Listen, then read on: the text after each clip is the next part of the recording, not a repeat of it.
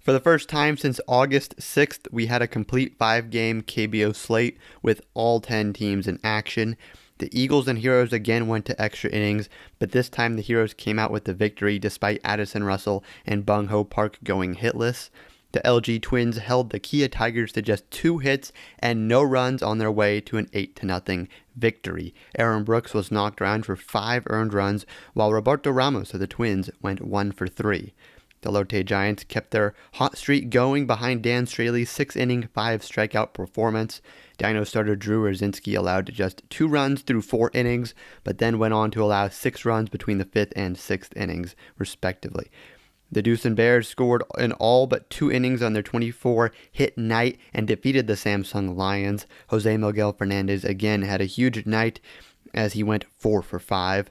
The Wyverns upset the Wiz with 6 runs late, and Wyvern starter Jung-Hoon Park allowed just 1 earned run over 5 innings.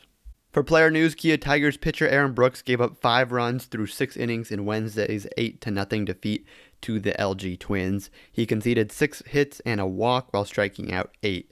Lotte Giants pitcher Dan Straley earned the win Wednesday over the Dinos.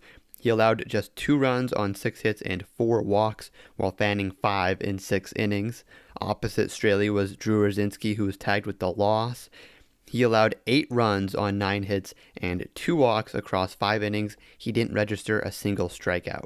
Here are today's odds courtesy of FanDuel Sportsbook. It's the finale of the series, and the Heroes are again huge favorites over the Eagles, despite losing Game 1 and barely escaping with the win yesterday. The NC Dinos are just 3-7 in their last 10, and they face the Giants for the second time as Lotte tries to extend their winning streak to 8 games. Today's daily fantasy must-start is again Mel Rojas Jr. Yesterday, Rojas had a rare fluke bad game, but keep in mind he is having a great August and should be able to rally the Wiz for the series victory against the Wyverns, as their starting pitcher has allowed 11 runs in his last 2 starts combined. Jake Brigham of the Kiwoom Heroes faces the Hanwha Eagles tonight. There's been a lot of question marks around Brigham's health the last couple of starts, as he hasn't quite looked like the ace he was last year. While the Eagles have been competitive with the Heroes in this series, Hanwha has still managed just a tick over 3 runs per game over their last 4. The Heroes were able to win yesterday despite their star players going cold at the plate, so a decent start by Brigham should be enough for a Kiwoom victory. Next, Casey Kelly faces Min Woo Lee and the Kia Tigers.